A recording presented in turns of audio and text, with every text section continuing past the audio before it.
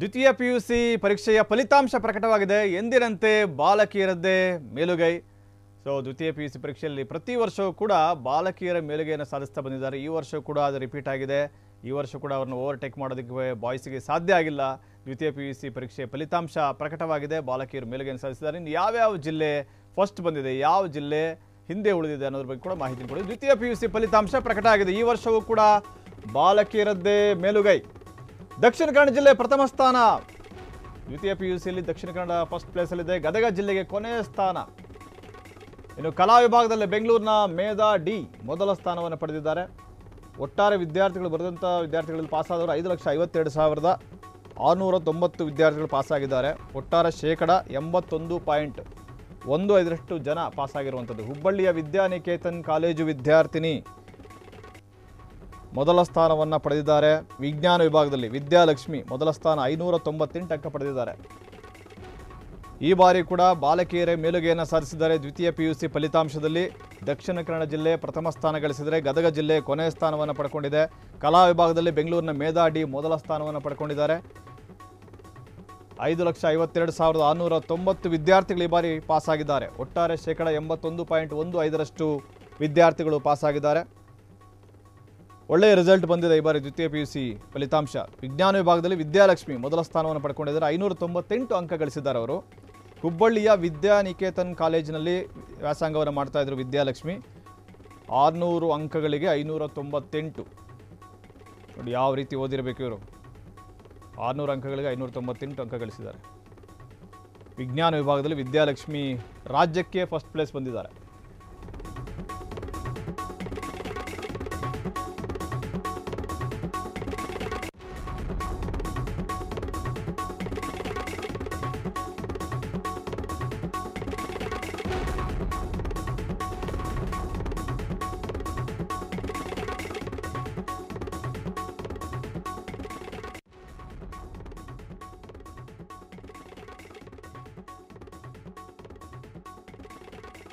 ಸ್ಥಾನವನ್ನು ಪಡೆದಿದ್ದಾರೆ. ಎಲ್ಲ ನೋಡ್ಬೋದು ಡೀಟೇಲ್ಸನ್ನು. ವೆಬ್ಸೈಟ್ನಲ್ಲಿ ಫಲಿತಾಂಶವನ್ನು ಚೆಕ್ ಮಾಡ್ಕೊಳ್ಬೋದು ವಿದ್ಯಾರ್ಥಿಗಳು. ಈ ವರ್ಷವೂ ಕೂಡ ಬಾಲಕಿಯರು ಮೇಲುಗೈಯನ್ನು ಸಾಧಿಸಿದ್ದಾರೆ. ಪ್ರತಿ ವರ್ಷವೂ ಕೂಡ ಬಾಲಕಿಯರು SSLC ಇರಲಿ, ದ್ವಿತೀಯ PUC ಫಲಿತಾಂಶ ಇರಲಿ, ಎಲ್ಲ ಪರೀಕ್ಷೆಗಳಲ್ಲೂ ಕೂಡ ಮುಂದಿದ್ದಾರೆ ಬಾಲಕಿಯರು. ದಕ್ಷಿಣ ಕನ್ನಡ ಜಿಲ್ಲೆ ಪ್ರಥಮ ಸ್ಥಾನವನ್ನು ಪಡ್ಕೊಂಡಿರೋದು. ಜಿಲ್ಲೆಗಳಿಗೆ ಸಿಕ್ಕಿರುವಂಥ ಸ್ಥಾನವನ್ನು ನಾವು ನೋಡ್ಬೋದು. ಯಾವ ರೀತಿ ರಿಸಲ್ಟ್ ಬಂದಿದೆ, ಯಾವ್ಯಾವ ಜಿಲ್ಲೆಯಲ್ಲಿ ಎಷ್ಟು % ರಿಸಲ್ಟ್ ಬಂದಿದೆ ಅಂತೇಳಿ. ಚಿಕ್ಕಮಗಳೂರು 88% ಬಂದಿದೆ. ಬೆಂಗಳೂರು ಗ್ರಾಮಾಂತರ 87%, ಬಾಗಲಕೋಟೆ 87.54, ಕೋಲಾರ 86%. ಎಲ್ಲ ಉತ್ತಮ ಫಲಿತಾಂಶನೇ ಬಂದಿದೆ ಎಲ್ಲ ಜಿಲ್ಲೆಗಳಲ್ಲೂ ಕೂಡ. ಚಾಮರಾಜನಗರ 85%, ಚಿಕ್ಕೋಡಿ 84%, ಮೈಸೂರು 83.13% ಬಂದಿದೆ ಫಲಿತಾಂಶ. ಕೆಲವೊಂದು ಕಳೆದ ವರ್ಷ ಮತ್ತು ಈ ವರ್ಷದ್ದು ಹೋಲಿಕೆ ಆಗ್ತಿರ್ಬೋದು, ಅಥವಾ ಬಾಲಕಿಯರು ಮತ್ತು ಬಾಲಕರದು ಪರ್ಸೆಂಟೇಜ್ ಏನಾದ್ರು ಹಾಕ್ತಿದ್ದಾರೆ ನೋಡಬೇಕಾಗುತ್ತೆ ಡೀಟೇಲ್ ಆಗಿ. ಎಲ್ಲ ಜಿಲ್ಲೆಗಳ ಫಲಿತಾಂಶ ಪ್ರಕಟವಾಗಿದೆ. ಯಾವ್ಯಾವ ವಿದ್ಯಾರ್ಥಿಗಳು ಫಸ್ಟ್ ಬಂದಿದ್ದಾರೆ, ಯಾವ ವಿಭಾಗದಲ್ಲಿ ಬಂದಿದ್ದಾರೆ ಅನ್ನೋದ್ರ ಬಗ್ಗೆ ಕೂಡ ನಾವು ಮಾಹಿತಿ ಕೊಡ್ತಾ ಇದ್ವಿ. ಕಲಾ ವಿಭಾಗದಲ್ಲಿ ಬೆಂಗಳೂರಿನ ಮೇಧಾ ಡಿ ಫಸ್ಟ್ ಪ್ಲೇಸ್ ಬಂದಿದ್ದಾರೆ ಆರ್ಟ್ಸ್ನಲ್ಲಿ. ಇನ್ನು ಸೈನ್ಸ್ ವಿಭಾಗದಲ್ಲಿ ವಿದ್ಯಾಲಕ್ಷ್ಮಿ ಅನ್ನೋರು ಫಸ್ಟ್ ಪ್ಲೇಸನ್ನು ಗಳಿಸಿದ್ದಾರೆ. ಇವರು ಹುಬ್ಬಳ್ಳಿಯ ವಿದ್ಯಾನಿಕೇತನ್ ಕಾಲೇಜು ವಿದ್ಯಾರ್ಥಿನಿ. ಒಟ್ಟಾರೆ ಪಾಸಾಗಿರುವಂಥ ವಿದ್ಯಾರ್ಥಿಗಳು 5,52,690. ಶೇಕಡಾವಾರು ತಗೊಂಡ್ರೆ ಫಲಿತಾಂಶ 100ಕ್ಕೆ 81% ಜನ. ಎಸ್, ಈಗ ಜಿಲ್ಲೆಗಳದು ನೀವೇನು ನೋಡ್ತಾ ಇದ್ರಿ, ಕಳೆದ ವರ್ಷ ಮತ್ತು ಈ ವರ್ಷದ ಒಂದು ಫಲಿತಾಂಶ. ಕೆಲವೊಂದು ಜಿಲ್ಲೆಗಳು ನೋಡಿದಾಗ ಕಡಿಮೆ ಫಲಿತಾಂಶ ಬಂದಿದೆ. ಕೆಲವು ಜಿಲ್ಲೆಗಳಲ್ಲಿ ಹಿಂದಿನ ವರ್ಷಕ್ಕಿಂತ ಒಳ್ಳೆ ಪ್ರಗತಿ ಆಗಿದೆ. ನೋಡಿ, ಉಡುಪಿ ಕಳೆದ ವರ್ಷ 95.24% ಆಗಿದ್ದರೆ ಈ ಬಾರಿ 96.80. ಆಲ್ಮೋಸ್ಟ್ 1% ಜಿಗಿತ ಆಗಿದೆ. ವಿಜಯಪುರ ನೋಡೋದಾದರೆ ವಿಜಯಪುರ ಕೂಡ ಒಳ್ಳೆ ಪ್ರಗತಿ ಆಗಿದೆ. ಕಳೆದ ಬಾರಿ 84% ಆದರೆ ಈ ಬಾರಿ 94%. ಒಳ್ಳೆ ರಿಸಲ್ಟ್ ಬಂದಿದೆ ವಿಜಯಪುರ ಜಿಲ್ಲೆಯಲ್ಲಿ. ಇನ್ನು ಬೆಂಗಳೂರು ಉತ್ತರ ನೋಡ್ಬೋದು 88.67. ಕಳೆದ ಬಾರಿಗಿಂತ ಆಲ್ಮೋಸ್ಟ್ ಒಂದು 5% ಜಾಸ್ತಿ ಆಗಿದೆ. ಶಿವಮೊಗ್ಗ, ಎಲ್ಲ ಜಿಲ್ಲೆಗಳಲ್ಲೂ ಕೂಡ ಈ ಬಾರಿ ಉತ್ತಮ ಫಲಿತಾಂಶ ಬಂದಿರೋದನ್ನು ನಾವು ನೋಡ್ಬೋದು. ಆದರೆ ಗದಗ ಜಿಲ್ಲೆ ಹಿಂದುಳಿದಿದೆ. ಗದಗ ಜಿಲ್ಲೆ ಕೊನೆಯ ಸ್ಥಾನವನ್ನು ಪಡ್ಕೊಂಡ್ಬಿಟ್ಟಿದೆ. ಎಲ್ಲ ಜಿಲ್ಲೆಗಳ ಫಲಿತಾಂಶವನ್ನು ಕಳೆದ ವರ್ಷದ್ದು ಮತ್ತು ಈ ವರ್ಷದ ಸಾಧನೆಯನ್ನು ನೋಡ್ಬೋದು.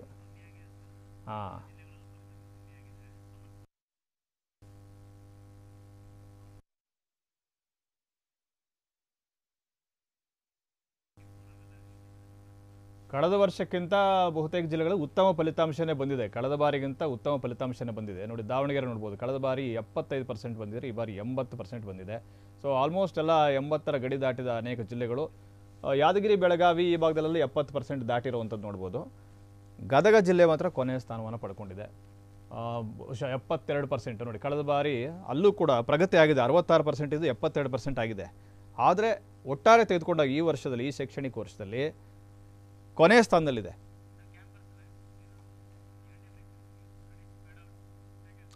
ಇನ್ನು PUC ಫಲಿತಾಂಶನೂ ಪ್ರಕಟ ಆಗಿದೆ. ಇದರಲ್ಲಿ ಒಂದಷ್ಟು ಕಾಲೇಜುಗಳ ಸಾಧನೆ ಶೂನ್ಯ. ಎಷ್ಟು ಕಾಲೇಜುಗಳಲ್ಲಿ ಶೂನ್ಯ ಫಲಿತಾಂಶ ಬಂದಿದೆ ಅದನ್ನು ಕೂಡ ನಾವು ನೋಡೋಣ. ಬಹುತೇಕ ಜಿಲ್ಲೆಗಳಲ್ಲಿ ಒಳ್ಳೆಯ ಫಲಿತಾಂಶ ಬಂದಿದ್ರೂ ಕೂಡ ಕೆಲವೊಂದು ಕಾಲೇಜುಗಳು ಶೂನ್ಯ ಫಲಿತಾಂಶವನ್ನು ದಾಖಲು ಮಾಡಿದ್ದಾವೆ, ಪಾಸೇ ಆಗಿಲ್ಲ ಅಲ್ಲಿ ಯಾರು. ರಾಜ್ಯದ 35 ಕಾಲೇಜುಗಳಲ್ಲಿ ಶೂನ್ಯ ಫಲಿತಾಂಶ.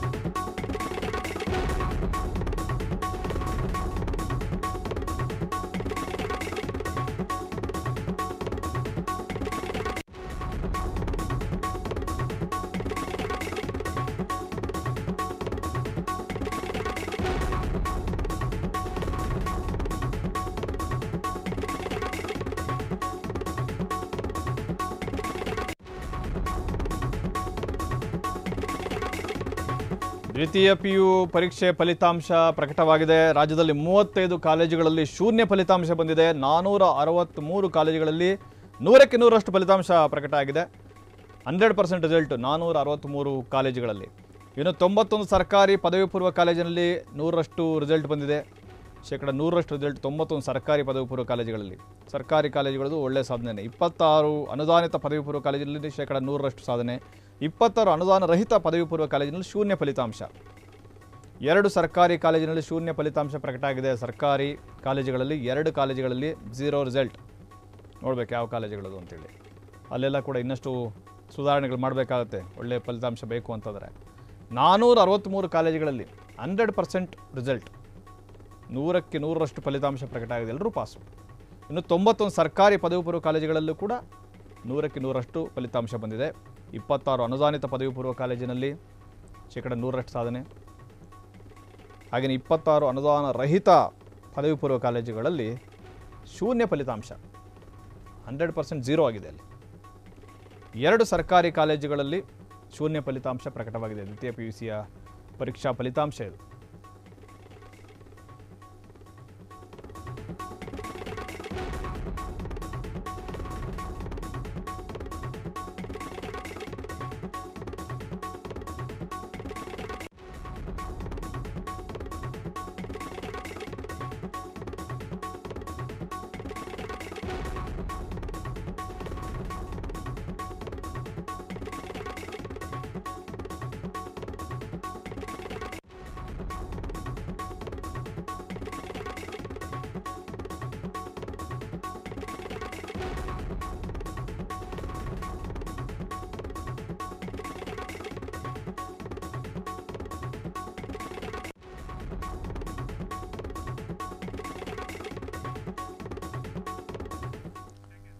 ದ್ವಿತೀಯ PUCಯ ಪರೀಕ್ಷಾ ಫಲಿತಾಂಶ ಪ್ರಕಟವಾಗಿರೋದನ್ನು ನಾವು ತೋರಿಸ್ತಾ ಇದ್ವಿ. ದಕ್ಷಿಣ ಕನ್ನಡ ಜಿಲ್ಲೆ ಪ್ರಥಮ ಸ್ಥಾನದಲ್ಲಿದೆ, ಹಾಗೆಯೇ ಗದಗ ಜಿಲ್ಲೆ ಕೊನೆಯ ಸ್ಥಾನದಲ್ಲಿದೆ. ಅನೇಕ ಜಿಲ್ಲೆಗಳ ಒಂದು ಫಲಿತಾಂಶವನ್ನು ಕೂಡ ನಾವು ಕಳೆದ ವರ್ಷದ್ದು ಮತ್ತು ಈ ವರ್ಷದ್ದೆಲ್ಲ ಕೂಡ ನಿಮಗೆ ತೋರಿಸಿದ್ವಿ, ಟ್ಯಾಲಿ ಮಾಡೋದಕ್ಕೆ ಯಾವ ರೀತಿ ಬಂದಿದೆ ಫಲಿತಾಂಶ ಅಂತೇಳಿ. ಇನ್ನು 35 ಕಾಲೇಜುಗಳಲ್ಲಿ ಶೂನ್ಯ ಫಲಿತಾಂಶ ಕೂಡ ಬಂದಿದೆ. ಎಲ್ಲದರ ಬಗ್ಗೆ ಮಾಹಿತಿಯನ್ನು ಪಡೆಯೋಣ, ಹೆಚ್ಚಿನ ಒಂದು ವಿಶ್ಲೇಷಣೆ ಮಾಡೋಣ. ನಮ್ಮ ಪ್ರತಿನಿಧಿ ಕೃಷ್ಣಮೂರ್ತಿ ಈಗ ನೇರ ಸಂಪರ್ಕದಲ್ಲಿದ್ದಾರೆ. ಕೃಷ್ಣಮೂರ್ತಿ, ದ್ವಿತೀಯ PUC ಪರೀಕ್ಷಾ ಫಲಿತಾಂಶ ಪ್ರಕಟವಾಗಿದೆ. ನಾವು ಅನೇಕ ಒಂದು ಅಂಕಿಅಂಶಗಳನ್ನು ಕೂಡ ಗಮನಿಸಿದ್ವಿ. ಈ ವರ್ಷದ ನೋಡೋದಾದರೆ ಮತ್ತೆ ಬಾಲಕಿಯರೇ ಮೇಲುಗೇನ ಸಾಧಿಸಿದ್ದಾರೆ. ಪ್ರತಿ ವರ್ಷ ಕೂಡ ಅವರೇ ಮುಂದಿರ್ತಾರೆ ಈ ಪರೀಕ್ಷೆಗಳಲ್ಲಿ ಪಾಸ್ ಆಗೋದ್ರಲ್ಲಿ. ಇನ್ನು ಕಳೆದ ವರ್ಷಕ್ಕಿಂತ ಈ ಬಾರಿ ಕೆಲವೊಂದಷ್ಟು ಜಿಲ್ಲೆಗಳು ಒಂದು ಉತ್ತಮ ಸಾಧನೆಯನ್ನು ಕೂಡ ಮಾಡಿದ್ವಿ. ವಿದ್ಯಾರ್ಥಿ ಜೀವನದಲ್ಲಿ ಮಹತ್ವದ ಘಟ್ಟ, ಒಂದು SSLC ಮತ್ತೊಂದು PUC. ಮುಂದೆ ಯಾವ್ಯಾವ ಬ್ರಾಂಚ್ಗೆ ಅವ್ರು ಹೋಗಬೇಕು, ಏನು ಕೋರ್ಸ್ಗಳನ್ನು ತೆಗೆದುಕೊಳ್ಬೇಕು, ಇನ್ನು CET ಕೂಡ ಬರೆದಿರ್ತಾರೆ. ಇಂಥ ಒಂದು ಫಲಿತಾಂಶ ಈಗ ಯಾವ ರೀತಿ ಅವರ ಜೀವನವನ್ನು ರೂಪಿಸುತ್ತೆ, ಏನು ಹೇಳ್ತೀರಿ ಫಲಿತಾಂಶದ ಬಗ್ಗೆ? ಸುರೇಶ್, ವಿದ್ಯಾರ್ಥಿ ಜೀವನದ ಪ್ರಮುಖ ಘಟ್ಟ ಅಂದರೆ ಅದು SSLC ಮತ್ತು PUC. ಅಂತೂ ಇಂತೂ ನಿರೀಕ್ಷೆಯಂತೆ PUC ಪರೀಕ್ಷೆ ಫಲಿತಾಂಶ ಇವತ್ತು ಪ್ರಕಟ ಆಗಿದೆ. ಪರೀಕ್ಷಾ ಮಂಡಳಿ ಏನಿದೆ ಅದು ಅಧಿಕೃತವಾಗಿ ಇವತ್ತು ಫಲಿತಾಂಶವನ್ನು ಪ್ರಕಟ ಮಾಡುವಂಥ ಪ್ರಯತ್ನವನ್ನು ಮಾಡಿದ್ದಾರೆ. ಬೆಳಗ್ಗೆ 10 ಗಂಟೆಗೆ ಪರೀಕ್ಷಾ ಮಂಡಳಿ ಸುದ್ದಿಗೋಷ್ಠಿಯನ್ನು ಮಾಡಿ ಪರೀಕ್ಷೆಯನ್ನು ಪ್ರಕಟ ಮಾಡುವಂಥ ಪ್ರಯತ್ನವನ್ನು ಕೂಡ ಮಾಡಿದರೆ 11 ಗಂಟೆಯಿಂದಲೇ ಎಲ್ಲ ವೆಬ್ಸೈಟ್ಗಳಲ್ಲಿ ಕೂಡ ಅಂದರೆ ಸರ್ಕಾರಿ ವೆಬ್ಸೈಟ್ಗಳಲ್ಲಿ ಮಾತ್ರ ಪರೀಕ್ಷೆ ಫಲಿತಾಂಶವನ್ನು ವೀಕ್ಷಣೆ ಮಾಡುವಂಥ ಅವಕಾಶವನ್ನು ಪರೀಕ್ಷಾ ಮಂಡಳಿ ಕೂಡ ಅವಕಾಶವನ್ನು ಮಾಡಿಕೊಟ್ಟಿದೆ. ಅಂತೂ ಇಂತೂ ಇವತ್ತು ಪರೀಕ್ಷೆ ಫಲಿತಾಂಶ ಕೂಡ ಪ್ರಕಟ ಆಗಿದೆ.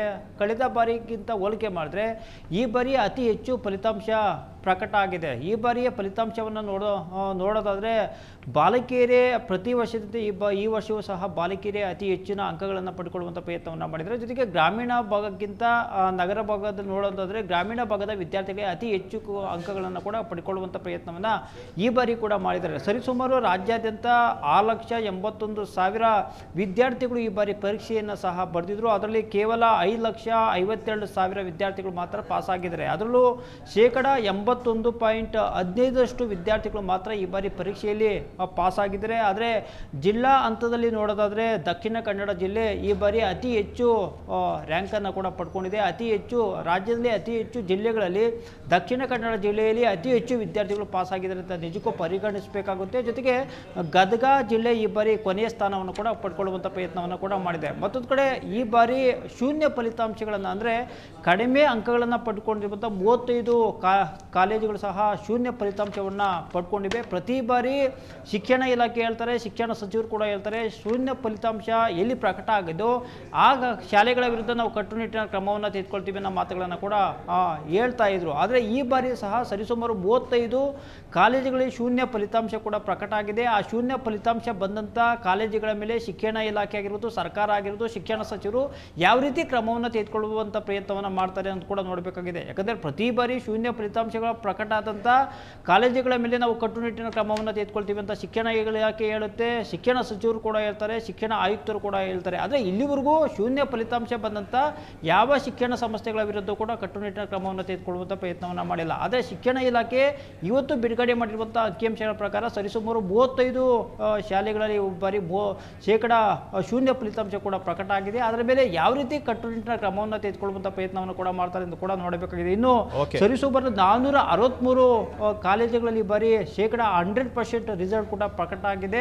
ಹೀಗಾಗಿ 100% ಫಲಿತಾಂಶ ಪ್ರಕಟ ಆಗಿರೋ ಕಡೆ ರಾಜ್ಯಾದ್ಯಂತ ಈಗ ಎಲ್ಲ ಕಾಲೇಜುಗಳಲ್ಲಿ ಕೂಡ ಫಲಿತಾಂಶ ನೋಡುವಂಥ ಪ್ರಯತ್ನವನ್ನು ವಿದ್ಯಾರ್ಥಿಗಳು ಕೂಡ ಮಾಡ್ತಾ ಇದ್ದಾರೆ. ಮತ್ತೊಂದು ಕಡೆ ಜಿಲ್ಲಾವಾರು ನೋಡೋದಾದರೆ ಸುರೇಶ್, ದಕ್ಷಿಣ ಕನ್ನಡ ಜಿಲ್ಲೆ ಈ ಬಾರಿ 97.37% ರಿಸಲ್ಟ್ ಕೂಡ ಪ್ರಕಟ ಆಗಿದೆ.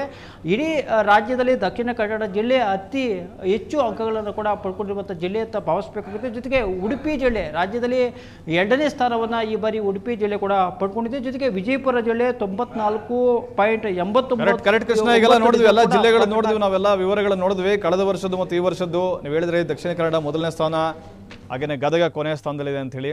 ಸೊ ಎಲ್ಲಿ ಫಲಿತಾಂಶ ಕಡಿಮೆ ಬಂದಿದೆ ಆ ಕಾಲೇಜುಗಳಲ್ಲಿ ಇನ್ನಷ್ಟು ಸುಧಾರಣೆಗಳು ಮಾಡಿದ್ರೆ ಖಂಡಿತ ಮುಂದಿನ ವರ್ಷ ಒಳ್ಳೆ ರಿಸಲ್ಟ್ ಬರುತ್ತೆ. ವಿದ್ಯಾರ್ಥಿಗಳು ಒಳ್ಳೆ ಮಾರ್ಕ್ಸನ್ನು ತೆಗೆದುಕೊಂಡು ಪಾಸ್ ಆಗ್ತಾರೆ. ಮುಂದೆ ಯಾವ ಕೋರ್ಸ್ಗಳು ತೆಗೆದುಕೊಳ್ಬೇಕು ಅವರೆಲ್ಲ ಕೂಡ ಈಗ ಆಲ್ರೆಡಿ ಚಿಂತನೆಯನ್ನು ಮಾಡ್ತಿರ್ತಾರೆ. ಈಗ ಪಾಸ್ ಆಗಿರೋರು ಮುಂದಿನ ವಿದ್ಯಾರ್ಥಿಗಳು ಕೂಡ ಒಳ್ಳೆಯದಾಗಲಿ ಅಂತ ಹೇಳ್ತಾರೆ.